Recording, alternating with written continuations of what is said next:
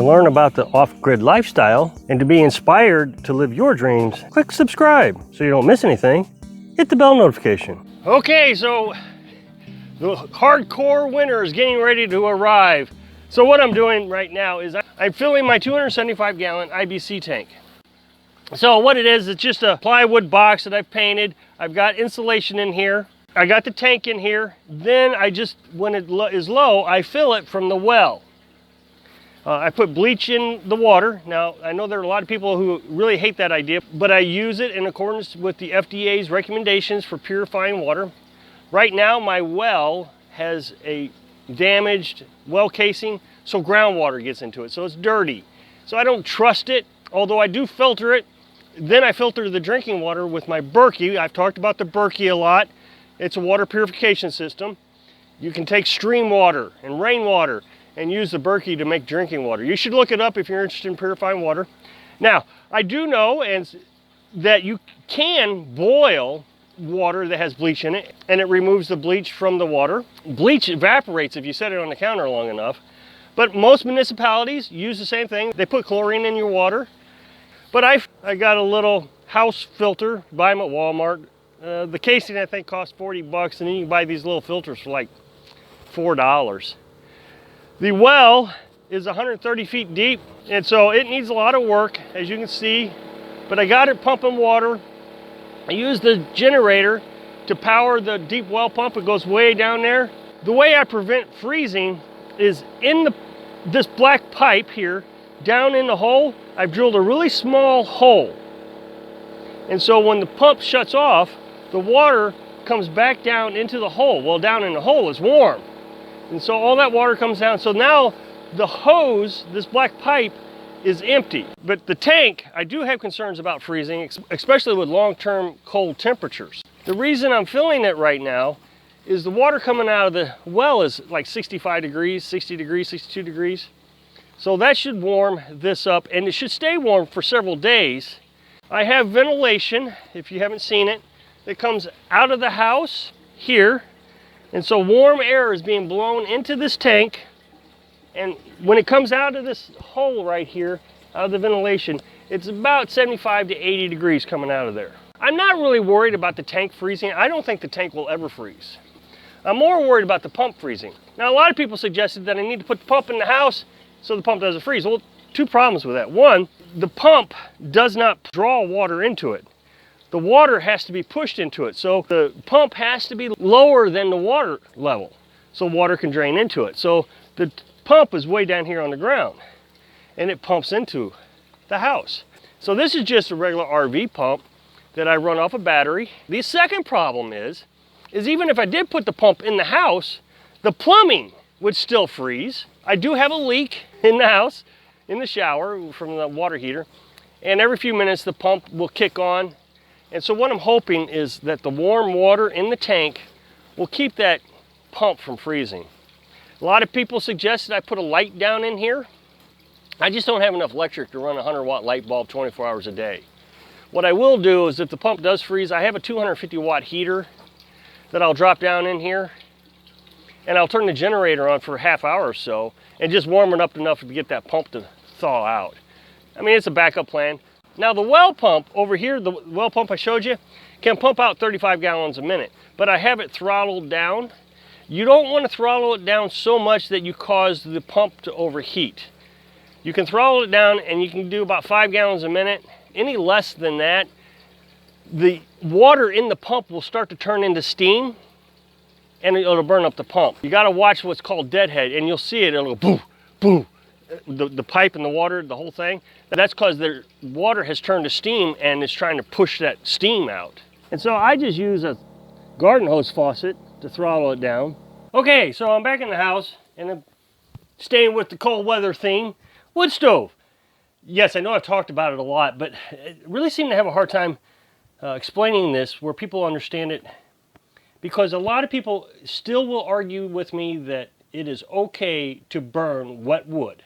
I've said many times that these new wood stoves require that your firewood be less than 20% moisture content in the center of the wood. So here I've got a piece of wood and I just split it off from the main piece. So this is a split piece of wood that I just did. This wood has been sitting around for probably 8 months is my guess. And I'm going to try to get it to show up here so you can read it. So this wood has been sitting around 6 to 8 months. And I don't know if you can see it, but it says 21.7%. So this wood is not dry yet. Now, I have had the most luck with this wood right here. It's obviously deadfall. You can see the outer portion here is pretty much rotted away, so you still have the inner core that's good. Now, deadfall is actually, most times, harder to dry because all that rot soaks up water like a sponge. Now, what you see in here is 27%. As you can tell, the knob is all the way out, the door is shut, and you can't hardly see any flames in here. All you see is coals. When I first threw this log in, it caught right on fire. And that makes sense because the outside of your wood is dry. That's why you got to split it to make sure that it's dry on the inside. But as soon as the wood burns away into the center of the log, it almost dies. You can see it's just almost dead. You use a piece of dry wood like this, fires right up, stays lit. You can push this thing all the way in, still continues to burn. Right now, I don't know if you can see it, but there is discoloration on the window. I think you can. I think I can see the discoloration right there. That discoloration is creosote. I just cleaned this window this morning. I put this log in, and the creosote starts to build up because it's not burning hot enough. In order for creosote to really kind of burn away, you want it above 250 degrees. Now, the thing about creosote is it's building up in the chimney too. That can cause a chimney fire. My good fortune is I don't have to get the stove that hot. So if I'm getting creosote in here and I get my chimney above 400 degrees, it can catch fire. Well, my chimney is not getting above 400 degrees. It's such a small building, I don't have to have a lot of heat. So Carolyn has done a little bit of research, and she discovered on a forum somewhere this stuff. It's called trisodium phosphate. And what you do is you take a handful of this. It's just a powder. It's a white powder. You take a handful of it or a cupful, whatever, and you throw it in there on your hot coals. And it actually boils. It's like this dry powder just turns to water. That's supposed to coat the chimney. Then what you do is you get your stove above 250 degrees, your stove pipe. Then what happens is it dries out the creosote in your chimney, and you can hear it start fall down. And we get that a lot. I mean, we're getting a lot of creosote out here doing that. Now, the problem I have with this is it's salt. There's salt in it. And salt and metal don't mix. Salt rusts metal. So I'm highly concerned that I'm actually weakening the integrity of the stove. Now, a while back, I told you that I had some guy deliver what he was calling dry wood. And I knew it wasn't going to be dry. I mean, I could have bet my life on it. It was $200 for a cord of wood. He comes over, and as soon as he pulls up, I can see it's not dry.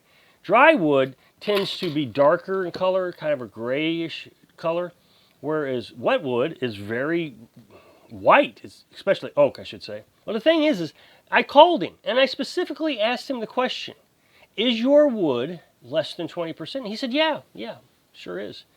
The problem is these folks really don't know what 20% is. They have no idea. They're just selling firewood and they're calling it seasoned firewood and it's a year old. Well, it's not a year old. It may be 8 months old. It may be 6 months old, but it's not a year old. But, you round up. What's the big deal, right? Well, the day before yesterday, I was driving down the road and I saw this guy had a sign that said wood for sale. And it was a huge stack of wood. But the sign said turn left. So the sign is by the stack of wood, but his house is apparently down the road. So I turn, and we go down the road, and sure enough, he's got wood everywhere. And the stuff that was on the road was fairly grayish looking, so it looked dry. But it was these big, huge rounds. He hadn't split yet. So I called him the next day, and he said, yeah, it's all dry. I said, is it 20%? This is very important. My stove will not burn anything over 20%. Oh, yeah, it's good stuff. So I take my moisture tester with me, and I took my splitting maul, and I went over there, and he says, yeah, come, it's right over there. Well, right over there, I could see the wood was white. I mean, I knew it wasn't going to be dry.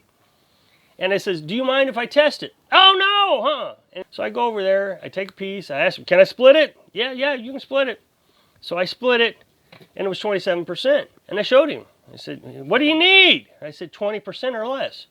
Oh, your stove won't burn that, huh? No, it won't.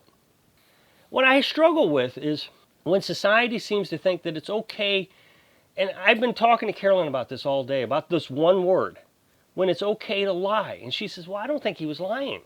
I think he truly believes it was 20%. My question is if he thought it was 20%, then he would have one of these. He would have tested it and he would have said, oh yeah, it's 20% or it's 27%. He didn't know what it was. I know if somebody called me and said, is your wood 20%? And I didn't even know what this thing was. I would have said, I don't know. How do you know that?